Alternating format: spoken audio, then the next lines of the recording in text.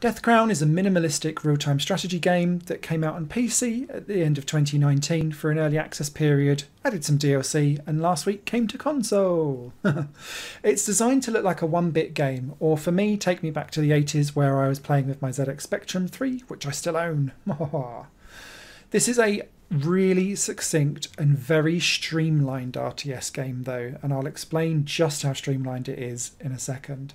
That does mean that I think people that are looking for some grand strategy will not find it here and be immensely disappointed. But if you're looking for something that can be picked up and played and not completed, but like have battles that are over in like 3 minutes, Death Crown could very well be the one-on-one battler for you. In each map on Death Crown, you choose one of a couple of different factions. You've got humans, you've got undead, and a couple of other different ones kicking about. And each one has its tower, and it will be placed on somewhere in the map, normally on opposite ends, and it's always 1 versus 1. That tower will have 5 hit points. The first one to lose all 5 hit points loses the match. The way how you protect your tower is through one of 3 different buildings that you erect, essentially within your walls of your kingdom. The first one is a mine that helps you mine and build more gold quicker, and you need that gold to then build the other 2 towers. You can have multiple mines, but the amount of effect that it gives you decreases the more that you get over time. The second tower that you get is an actual tower that can lob stones at troops that are coming to you from your enemy, so that it can kill them before they start attacking all of your buildings and your tower and winning. And then the third building is either a castle or a crypt or a graveyard. It just depends on who you've chose. And they produce troops. Now the key with these last 2 towers is that they also expand your territory so that you then gain more access to more of the map as you go along.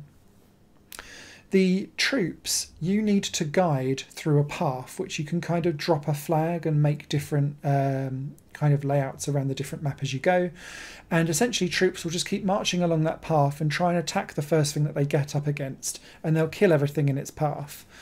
They are a bit like a one-hit kill though, so when they meet another tower, they will attack that tower and normally fall, but they'll have caused a hit point damage or 2 to that specific building that you've got. They don't attack other troops coming towards them. They seem to like pass by and are like, "Good morning, sir," and just continue on their way, which I found really bizarre, because I was expecting like troops to be walking along the same paths back, because you can basically have them just trot past each other. And I thought, "Oh, battles," but nope, they just pass by. They're only interested in these buildings, and that's why you need to plot out your maps to decide where you're going to move to, where your troops are going to walk to, and what you're going to destroy. On each of the maps, there's also normally about 2 to 4 different black crystals that are available on the screen. And what these do are, they're like level ups or upgrades for your troops. And the key with this is that then means that they can go and take more damage and give more damage as they then enter the enemy lines. So what each battle ends up becoming in Death Crown is that you are trying to expand your territory as quickly as possible with as much gold as possible to get to those black crystals and then defend them so that you don't lose that advantage that you've just gained by getting to that black crystal first. Now you do this by positioning a tower with stones next to where you've got your crypts so that you can kind of protect your constant troop generation, and then you kind of hide your mines behind that, because if you run out of mines then you're not producing gold nearly as quickly as what you should be able to even kind of keep up with the damage that's going. And battles normally last anywhere from about 2 to 4 minutes maximum. Now the graphical style I think will be Marmite for a lot of people. You can change the background colours at random, you don't get to choose, which I found a bit strange. But I really preferred it on black and white because it had a kind of like ink drawn aesthetic to it for me. However, what I did find that in the bigger maps or the more detailed and busy maps, some of the sprites that are used get very busy very quickly, and it's quite difficult sometimes to make out what's going on, especially when you've drawn loads and loads of different routes for different troops to take, and the enemy is doing the same, because you get to see what their lines are being drawn as well. And so actually it gets quite messy, and sometimes it's quite difficult to kind of pick out some of the detailing in that.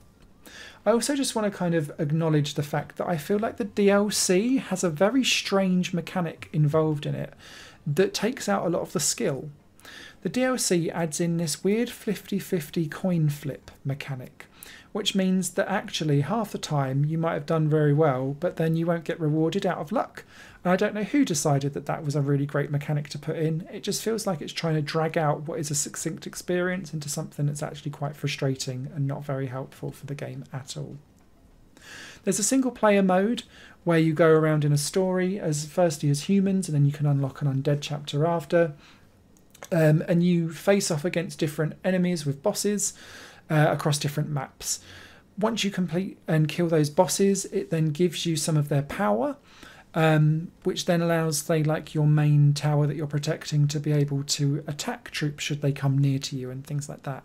It's quite nicely done. I really like the way how there's some like proper 1-bit cutscenes going on, which I thought was quite funny. The main meat of this game, though, you'll find will be actually in the versus mode. It's a good one-on-one battler. There's loads of different maps available with lots of topography and sizes as well. So you can't actually walk through mountains, you have to go around them. Forests you can't build on, but troops can walk through them. And there's also undead land as well, which means that if you're playing as the undead team, that land is cheaper. But if you're playing as humans, you have to pay more to actually get a property onto that land. Now that makes much more sense when you're playing as the humans in the main campaign mode. It makes much less sense when you're playing it as a handicap almost against maybe a lesser good RTS player if you're doing a one-on-one multiplayer match. Outside of that, though, there's very little else to offer from Death Crown, and that's what I mean by saying that it's really succinct. I think if you're looking for something that's quick, fast, and you can understand the rules of engagement really quite quickly, then Death Crown will be something that will work for you. But if you're looking for something that's got layers and layers and layers and layers of depth, this is essentially a building placement rush game where you need to kind of make the right mechanics work for you. There's not tons of mechanics to play with, and I think sometimes that kind of can be a bit frustrating, that you kind of think, well, it's so easy when I've lost. But when you get it right and you get a good win in, then it can be quite satisfying too. A written review will be over on higherplayinggames.com very shortly. But until then, I'd be interested to know what you think of this type of game. It's heavily stylised, very simple gameplay mechanics. And I think for those of you that are just looking for RTS games that can be over in 5 minutes, this might scratch that itch. Take care. Bye-bye. Higher Plane Games is part of the Higher Plane Network, a completely independent media outlet supported by people like you. The goal is to create the best possible content that cultivates a richer indie scene for games as well as music and entertainment. To find out more and to get involved, visit patreon.com/higherplane-network. Your support makes all the difference, and in return you'll gain access to bonus content and downloads. Thank you for watching.